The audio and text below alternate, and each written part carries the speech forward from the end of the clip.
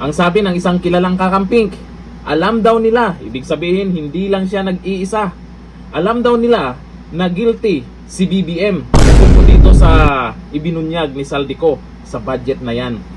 Kung ikaw sa sarili mo na alam mong kakamping ka at hindi mo alam ito na guilty si BBM, baka hindi ka na-inform. Oo, kasi nakikita ko po sa social media may ibang kakamping diyan ay iba yung paniniwala nila. Pero maraming mga kilalang kakamping. Teka, meron yung merong lagi lumalabas sa TV. Mukhang iba din yung paniniwala niya. Parang hindi niya alam na ito yung paniniwala ng mga. Ito sa post po ni former Department of Finance Yusek Cielo Magno. Kilalang kakamping po yan. Ang sabi niya, alam na namin na guilty si BBM. Pinermahan nga ang 2025 budget na sabi namin ay ibeto. Mas magiging maganda. Teka, sila pala ang nagsabi na kailangan niyang ibeto. Ang sabi ng mga loyalista nga ay si BBM yung gusto ibeto. Mas magiging maganda ang pasabog ni Saldi kung ilalabas ang insertions ng bawat congressman at senador, sino ang mga kontraktor, sino ang nangolekta ng kickback. Ayon po yan kay former Department of Finance Yusek Cielo Magno.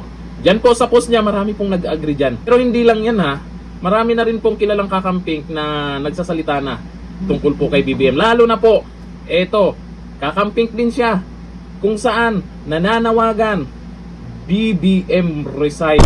Ito ang video. At mananawagan ka ba na mag-resign na si BBM? Opo. BBM resign. BBM resign. You are unfit to be president.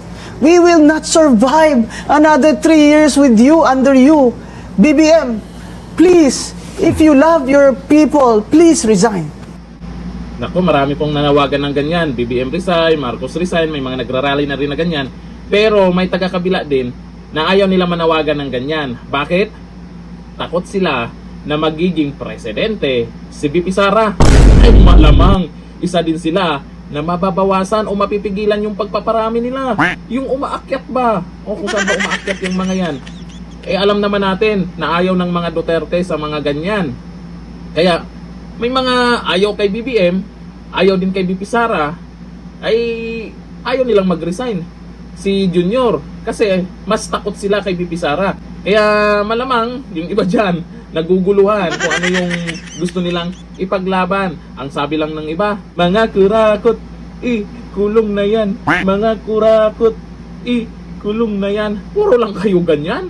Hindi nyo ba kayang pangalanan kung sino yung sinasabi nyong mga kurakot, kulong na yan? Yan ba talaga yung may pinaglalaban na hindi man lang kayang pangalanan kung sino yung kinakanta nyo dyan na mga kurakot? Baka, ay sabi ng iba, nakikiuso lang kayo, nakikisabay lang para hindi mawala sa usapin sa social media. Dito sa panawagan din po ni Rowena Guanzon, ni Atty. Rowena Guanzon, ay ito din po yung sigaw po ng iba.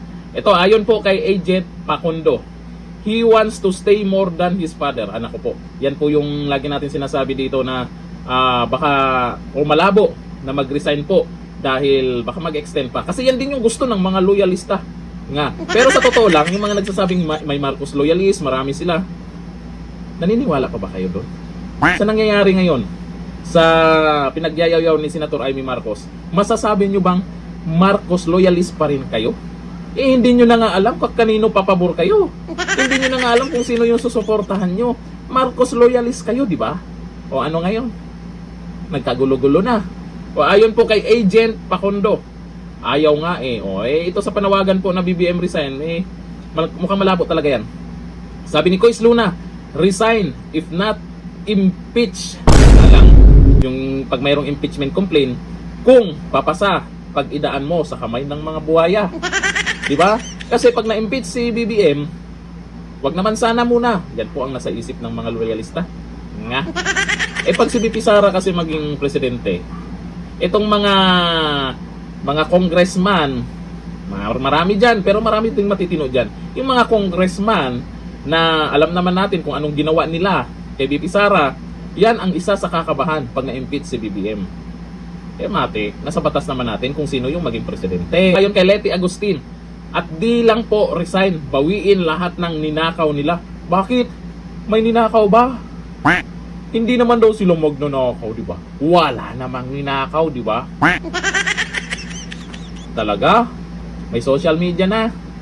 Alam na kung ano yung mga galawan nila. Sabi ni Miss Ava Alba, eto, gusto ko mapanood na magdebate si Atty. Guanzon at Auntie Claire. Nako po, malabo din po yan. Auntie Claire? Atty. Rowena Guanzon? Pareho namang attorney yan. Pero si Auntie Claire, laging nagpapatawa lang yan. Pansinin nyo, pag may malaking issue, inaabangan ng karamihan. Bakit? Ano bang inaabangan sa kanya? Paano siya magpatawa? Sabi ni Jean Lloyd Pia Selvaso, sana naniwala kami sa iyo dati, Ma'am Guanzon. Lahat ng sinabi mo dati kay Marcos, totoo talaga. Kasi nung eleksyon, grabe yung banat ni Atty. Rowena Guanzon, yung cook, tungkol sa cook.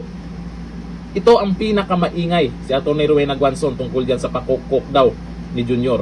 Walang naniniwala, maraming sumuporta dahil isa na rin sa dahilan po kaya maraming sumuporta kay Junior dahil katandem niya si BP Sara. Kung hindi niya katandem si BP Sara, sa tingin niyo mananalo yan? Nako! Sinong boboto? Yung mga loyalista? Nga? Ilan na nga lang sila. May nag-withdraw to support pa. Kawawars. Hanggang dito na. Thank you. Bye-bye.